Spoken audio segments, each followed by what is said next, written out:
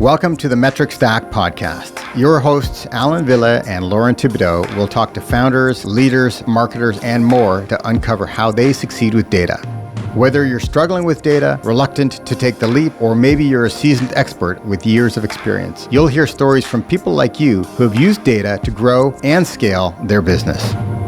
Welcome back to the Metric Stack podcast. Today, we're joined by Erin Bury, co-founder and CEO at Willful, an online platform that makes estate planning easier and more affordable for Canadians. Erin, we're delighted. So glad you can join us today. I'm excited to be here. Thanks, Allan. Thanks, Lauren. So why don't we start with a bit of a picture for the audience? Tell us a little bit about Willful, and how did you know that it was the right time to launch this new company? Yeah, great question. Well, I know my husband will probably listen to this podcast, so I can't take full credit. It was definitely his idea.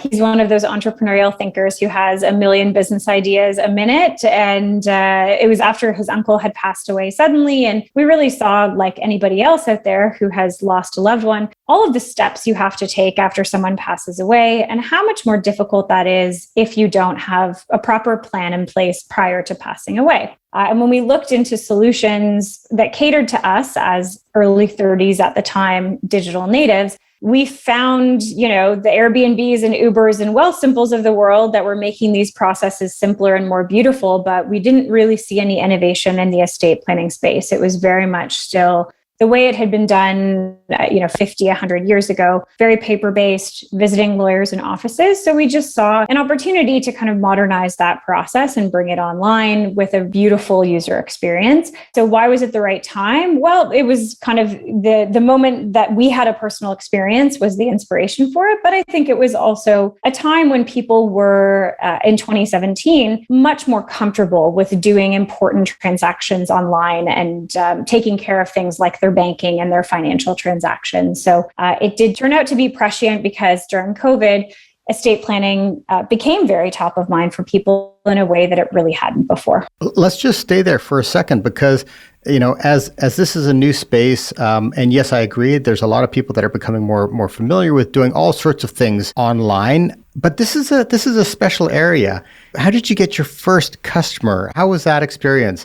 Was there sort of a trust relationship that had to be built before you actually got the first customer or first dozen customers on board? Yeah, I mean, you're correct in that there's a certain sense of weightiness to estate planning, right? You're having to consider your own mortality. It involves legal documents. It's not as simple as just going on Airbnb and booking a weekend away in Miami, right? So I think the first place we started, because we didn't have backgrounds as estate lawyers, was partnering with estate lawyers, signing contracts with them to craft our documents and making sure that we started from a place of quality when it came to the product. And then really building that into the communications, lawyer drafted wills, lawyers in every province on contract with us. So that trust was really important to address from the beginning. And Allan, too, I would say education was really important from the beginning, because to your point, everyone understands banking or opening an RSP, but ask someone about the ins and outs of estate planning. And none of us really learned that in school. It's not a common dinner table topic. So there's a lot of education that goes into what we do, both around what a will is and why you need one, but also why don't you have to do one with a lawyer? How can you do one online and why is that legal? So that's really where we focused. And the first customers, unsurprisingly, were people we knew. You got to turn to that personal network first. And we always say Willful was built by consumers for consumers. We are the people who use Willful. We have Willful wills ourselves. And so when we looked at our network, it was new parents and people who had just gotten married, new homeowners. And those are exactly the types of folks who benefit from a platform like Willful. Super interesting, Erin, and that you took your personal experience and turned it into something that's helping so many people now. It falls into a new space for us, and as we were preparing for this podcast, we were really intrigued by the term death tech. Yeah, I can't help but just chuckle when I hear that. Like, I see the black T-shirt with sort of this sort of Metallica band on it, but maybe that's not it at all. Yeah, can you tell us about that space? And you mentioned revolutionizing something that was on paper. Like, tell us about the death tech space. What have you learned? It doesn't have the best branding, Lauren. I think we need to work on the name. It's like life insurance. Like life insurance is also about what happens when you pass away. It just has a better brand, right?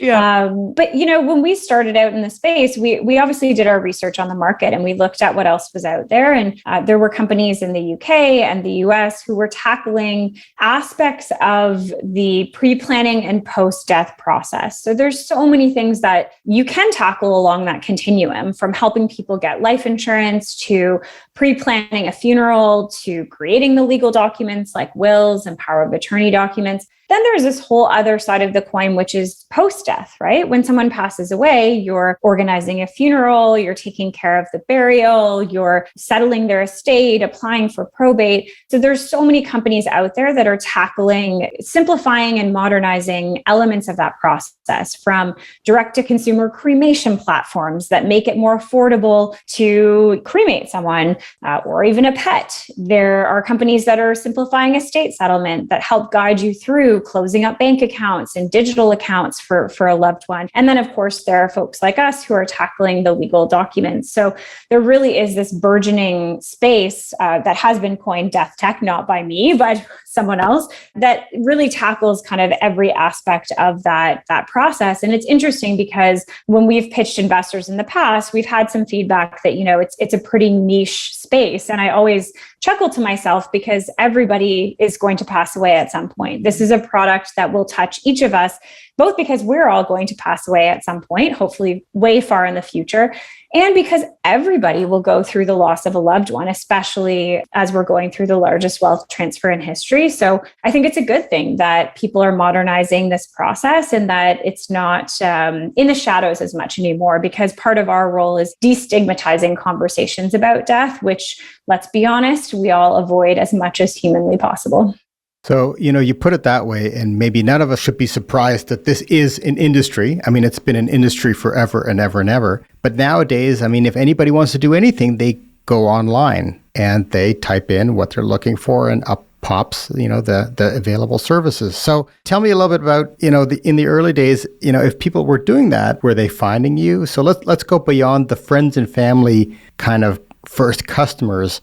What was your go-to-market, and how did you then get those first customers? Where did you find them? Our kind of acquisition mix has always been really led by organic search. So we are a process that people turn to Google to start with, because there's not a lot of education around it. You're typically going to Google and typing in, get a will, or, find a lawyer to write a will, online wills. And so we've spent a lot of time since day one investing in building out educational content that can, help to surface and influence our search rankings, but also that's value added to the consumer when they actually arrive on our site. We've also done a lot of work with partners. So from day one, finding complementary or like-minded partners, whether that's Allstate Insurance, who's selling someone home insurance when they get a new home, which is one of the catalysts for getting a will, to partnering with financial planners and advisors, really just building out partnerships with folks who are talking to the audience that we have, which is folks going through major life moments like marriage, divorce, birth of a child, buying a home, etc.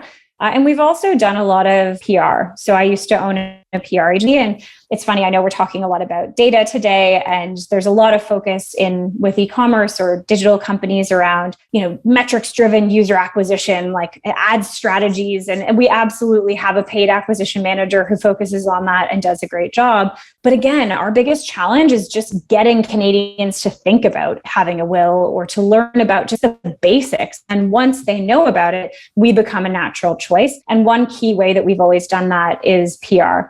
Really trying to get into the media, going on breakfast television and talking to a national audience about why this is important.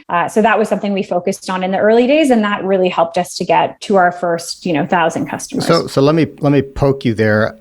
How do you know that PR strategy is working? So you've got content generation from an SEO point of view. You've got advertising dollars that you're spending. You've got PR that is landing editorial in various different outlets. How are you measuring those things, or what do you think of when you think of success there?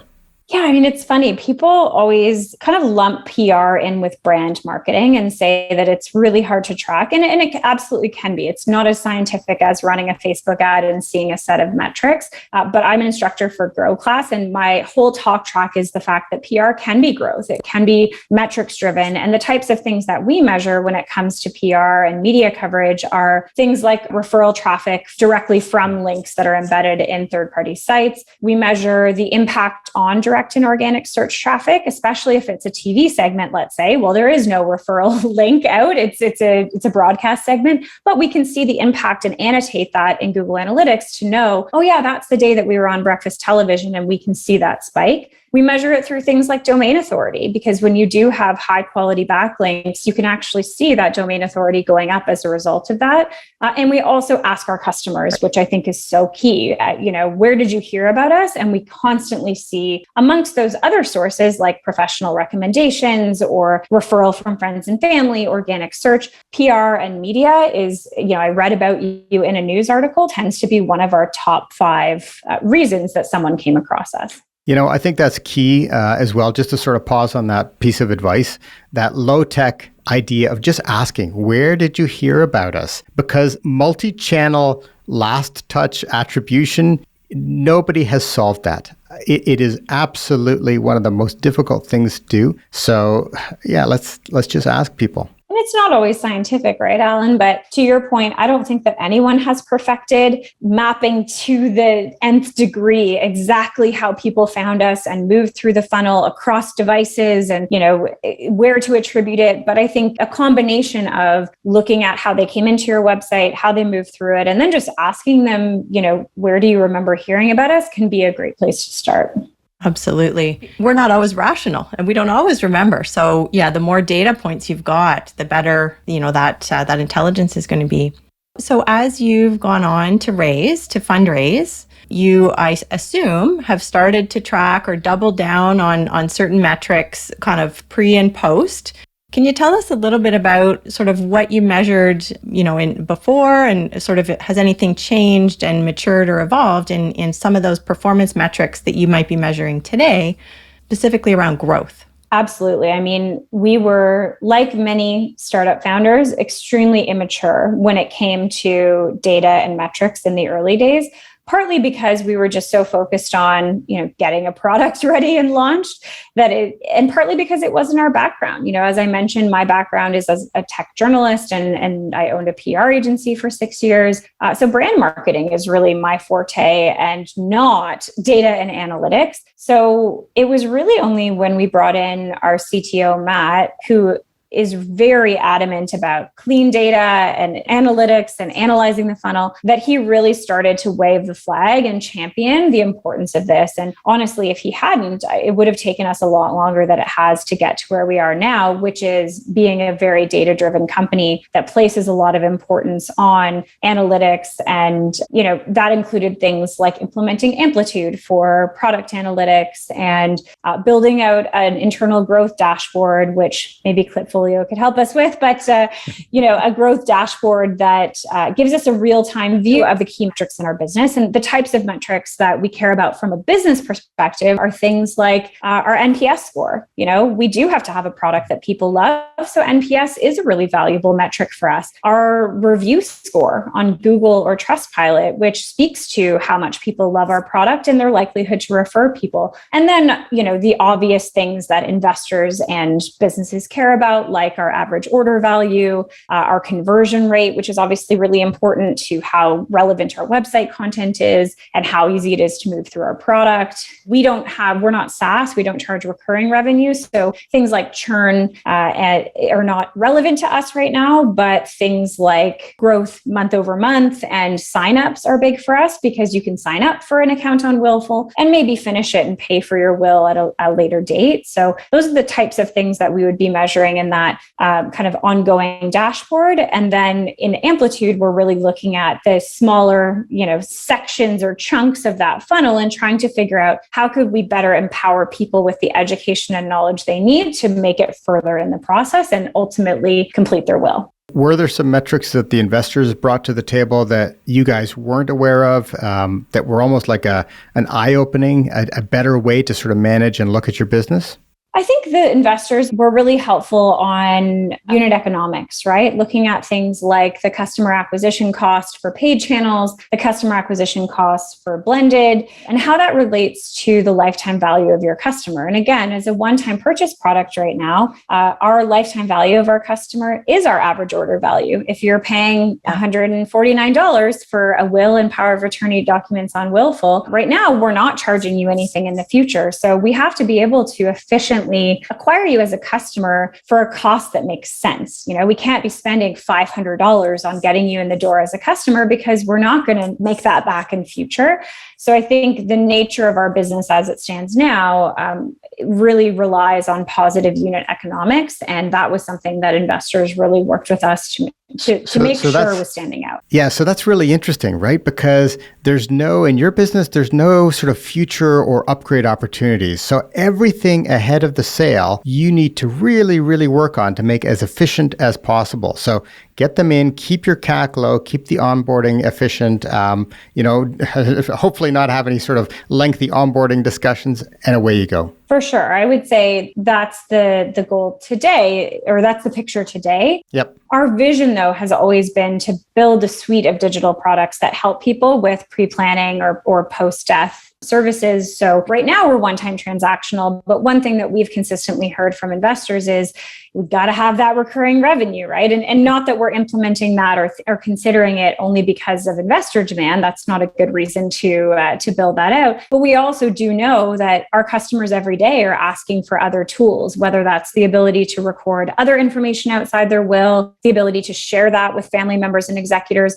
and help with wrapping up someone's estate once they actually do pass away. So it's very much in our future to diversify beyond that one core product. And the metrics we care about will inherently change as we add those things. LTV will become much more important than average order value once we have a bunch of different products, right? So I think, and you probably see this in your work every day, the metrics that matter change over time. They're not always going to be the same 5 numbers. Are there other ways that you can sort of scale the business as well? So instead of, let's say, and I think you're absolutely right. I think there are lots of different services and potentially other one-off services, but maybe it's a subscription as well. Are there other ways that you can see scaling this business and getting you that sort of extra plus down the road? For sure. I mean, one of the ways that we could easily expand would also be geographic expansion. People always ask us about, are you going to go to the US? And the truth is, the US is a much bigger market, but it's also a much more crowded market. We have great partners in the US, like Trust and Will, the Willful equivalent based out of San Diego, and they've done a fantastic job of growing a brand. So we now have to go head to head with them if we launch in the US.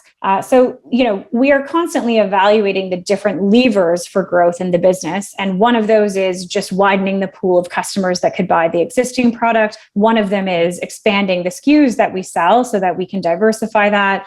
One is, product recommendations. So for example, I'm never going to build a direct-to-consumer cremation platform, but my good friends at Arbor Memorial or at Irene Cremations can help our customers achieve that. And we can obviously take a finder's fee on that. So there's so many different ways to get to a similar endpoint, and each of those would include a different set of metrics that we and investors would care about.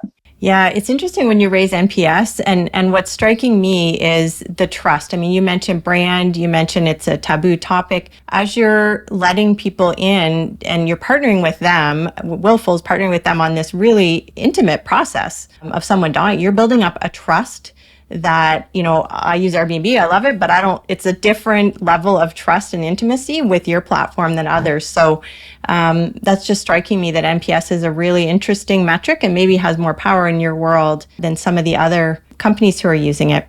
But let me bring that around. You're learning all kinds of fascinating lessons. And as you're going through this process, and as you've said, your metrics will change over time. You also wear many hats and advise other startups. And so what metrics do you find yourself coming back to most when you're advising other startups? Oh, that's a good question. When I work as an advisor with startups, I tend to really focus on the marketing side of it. That's my my background, my expertise, and more importantly, my passion. It's what I get excited about.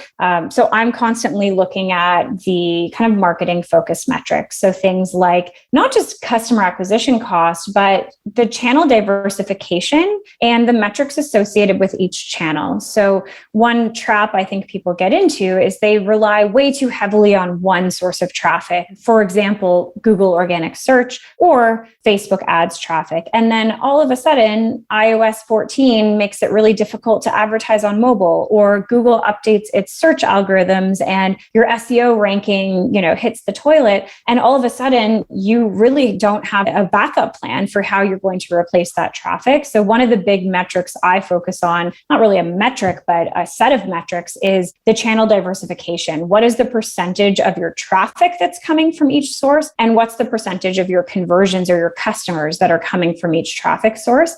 Another big one that I focus on when I advise companies is conversion rate and conversion rate by channel. You might be getting so much traffic from a Russian affiliate site, and absolutely zero of those people are becoming customers. So your traffic looks great in those monthly investor updates, but realistically, investors don't care if you get 7 million people to your website if no one's actually high intent, right? So I think that's the focus for any startup out there, is how do you get high intent people into the top of your funnel? How do you move them through efficiently? So things like channel diversification, conversion rate, and yes, customer acquisition cost by channel, to me, are the best health metrics for that in long term. That's a really important point. I think a lot of people who talk about metrics completely forget that segmentation is the key to the context, right? So as you said, all this traffic that we're getting, which areas are important, which ones are actually converting, which ones are activating.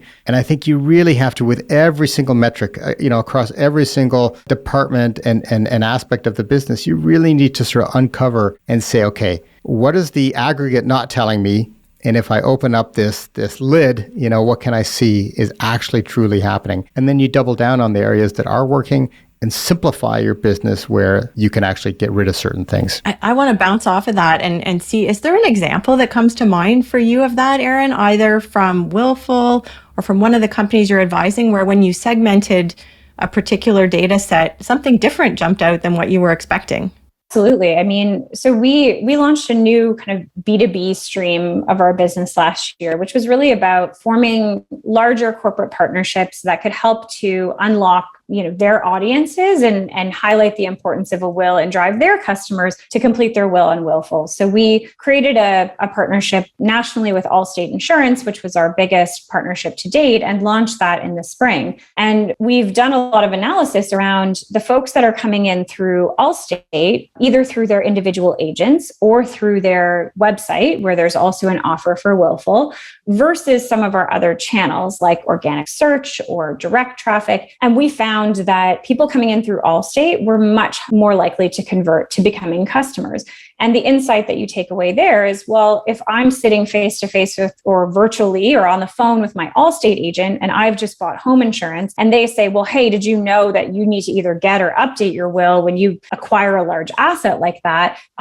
They're already priming the pump. They're doing the education for me, and it's a trusted recommendation from someone that I already work with. So that was just a really good kind of aha moment for us, that these types of B2B2C partnerships are not only worth the investment, but they're ultimately better for the consumer too, because it makes them much more likely to get this legal document finished. So that's just one example, but we see that that's really what we're looking for, is which of these channels are, yes, more likely to convert and drive revenue, but more importantly, which ones are actually the people who need wills the most and who are more likely to complete the process. I think that's a great example. And it got me thinking, you said that early in the journey, you guys had sort of an immature approach to data and analytics. You hired your CTO. I think his name was Matt. How has that sort of changed over time? Has the company as a whole now adopted this data culture? And does everybody think this way, or is it still sort of Matt driving most of the initiative there?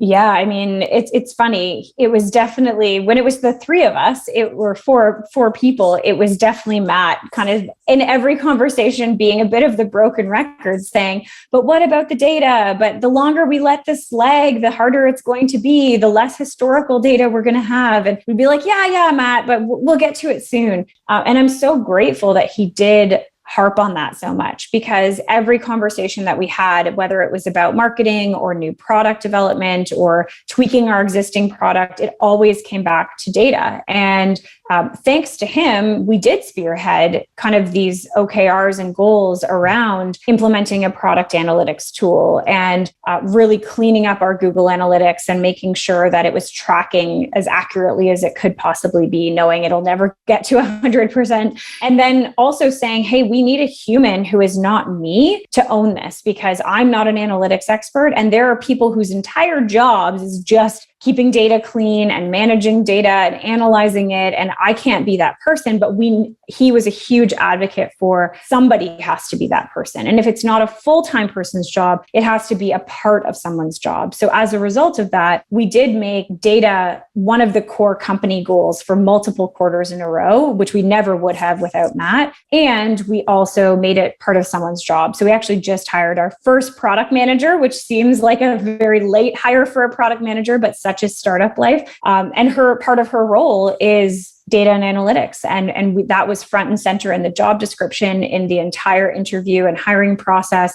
And one of her key responsibilities. So yeah, without Matt, we probably would have a little bit more of a black box when it comes to our data. And I'm very grateful that he really has led us down the path of becoming a very data-driven and metrics-led company. Okay, so let me roll that right into sort of this next question, because if you know it or not, the mission that we're trying to work with at Cliffolios is really helping people succeed with data. So if you think about that phrase, succeeding with data, what does that mean to you? What does it mean to you now? To me, succeeding with data means looking at what's happened in the past and allowing that to inform your future as a startup. There are so many unknowns when you're a small company, and every day is already a roller coaster of highs and lows. And to me, the metrics that we look at on a daily basis are the best tool that we have to basically guarantee our success as much as possible in future, right? It means that we're not flying blind. It means that we are paying attention to what happened and learning from that on an ongoing basis. And it means that we can predict, right? When we build out our financial forecast now, we're not just,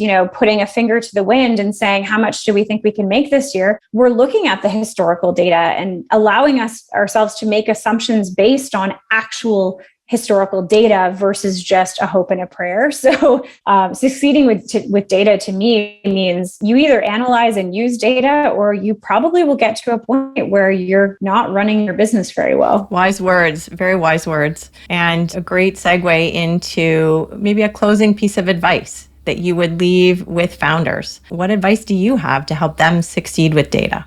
This one is extremely easy. If you are like me and you are not a data and analytics expert, if you are not the person in the room that is advocating for that, make sure that someone on your team is, whether that's an advisor, an investor, a team member. And, and I'm not just saying this because this is a Clipfolio podcast, invest in the tools and the platforms that are actually going to make that a lot easier, so that you're not, spending all of your time or all of your team's time on just collecting data. You're actually spending your time on analyzing it and making business decisions based on it. Amazing. Erin, thank you so much for joining us today. Erin Bury is the co-founder and CEO at Willful. And I think there's a lot to be said about surrounding yourself with the right people and, of course, the right data. Thanks again. Thanks, Allan. Thanks, Lauren, for having me. If you enjoyed today's conversation about metrics and data, be sure to check out Metric HQ, our online resource for the metrics that matter most to you and your business.